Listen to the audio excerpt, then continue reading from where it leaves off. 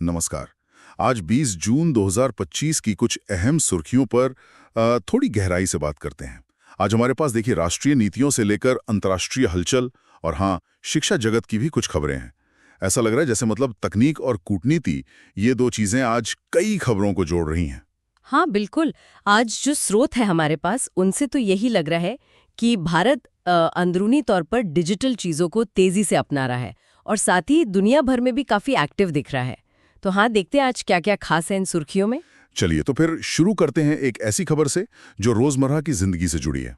राष्ट्रीय राजमार्गों पर जो लोग सफर करते हैं उनके लिए सरकार ने 5,000 रुपए का एक सालाना फास्टैग पास निकालने की घोषणा की है।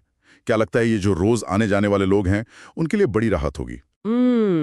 हाँ, राहत तो होनी चाहिए, खासकर उनके लिए जो नियमित रूप से हाईवे इस्तेमाल करते हैं।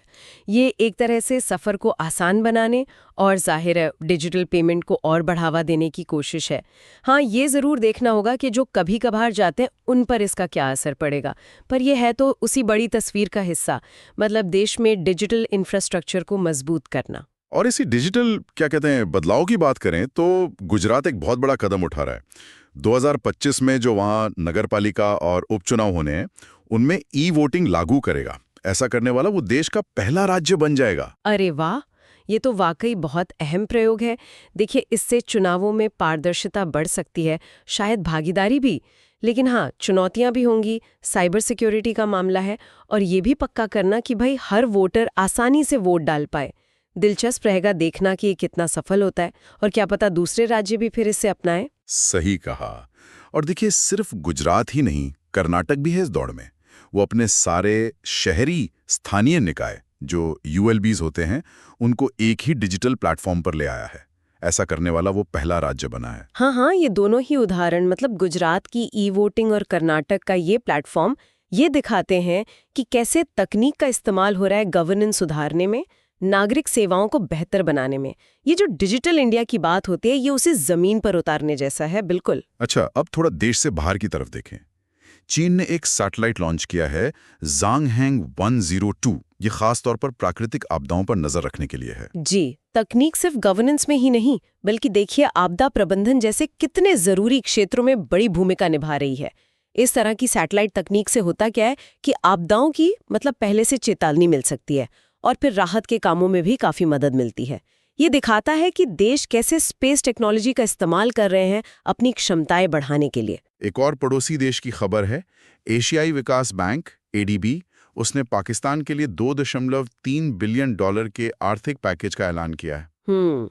ये उस क्षेत्र की जो आर्थिक चुनौतियां हैं उनको दिखाता है और ये भी कि कैसे अंतर्राष्ट्रीय संस्थाएं मदद के लिए आगे आती हैं।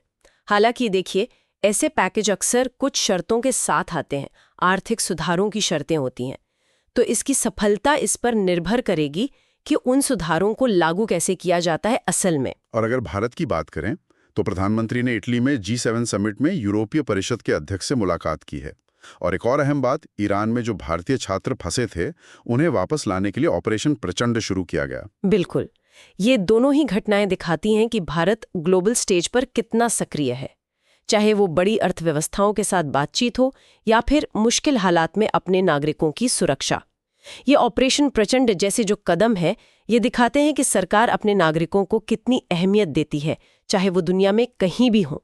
शिक्षा के क्षेत्र में भी कुछ दिलचस्प हो रहा है। एक तरफ तो स्कॉटलैंड की एबरडीन यूनिवर्सिटी है, उसे अहमदाबाद में अपना कैंपस खोलने की मंजूरी मिल गई है। और दूसरी तरफ गोवा ने क्लास 1 से 5 तक हिंदी को तीसरी भाषा बनाना जो अनिवार्य किया था वो फैसला वापस ले लिया है। हाँ, ये दोनों खबरें ना भारत में शिक्षा का जो बदलता हुआ माहौल है उसे दिखाती हैं। एक तरफ तो देखिए अंतर्राष्ट्रीय यूनिवर्सिटी आ रही हैं, मतलब हायर एजुकेशन का ग्लोबलाइजेशन हो रहा है। तो दूसरी तरफ गोवा का जो फैसला है वो स्कूली शिक्षा में भाषा नीति पर जो बहस चलती रहती है और जो स्थानीय प्राथमिकताएं हैं उनको दिखाता है। ये एक तरह से राष्ट्रीय शिक्षा नीति के जो अलग अलग पहलू हैं उन पर चल रहे विचार विमर्श को भी दिखाता है। और चलिए अब चलते चलते सामान्य ज्ञान के दो छोटे छोटे फैक्ट्स। भारत के पहले मुख्य न्यायाधीश पता है कौन थे? हरिलाल जेकसुनदास कानिया। और पाइका, ये झारखंड का एक पारंपरिक लोक नृत्य है। इसमें युद्ध कौशल दिखाते हैं। अच्छी जानकारी। इतिहास और संस्कृति की छोटी छोटी बातें भी जरूरी है। पहले चीफ जस्टिस का नाम हमारी न्यायिक व्यवस्था की नींव याद दिलाता है, तो पाइका जैसा नृत्य हमारी जो सांस्कृतिक विविधता है उसे सामने लाता है। तो आज हमने देखा कि कैसे तकनीक, चाहे वो फास्टैग हो या ई वोटिंग या फिर सैटेलाइट, हमारी जिंदगी और शासन को बदल रही है।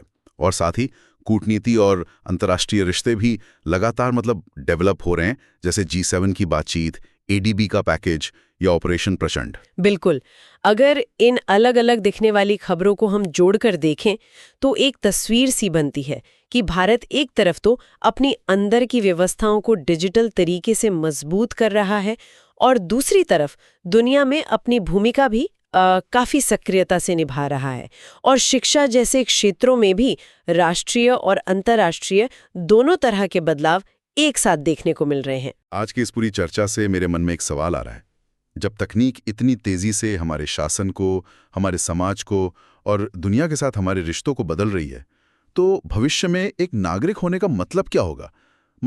हमारी भूमिकाएं, हमारी जिम्मेदारियां वो कैसे बदलेंगी? शायद इस पर सोचने के लिए एक बिंदु छोड़ जाते हैं आज।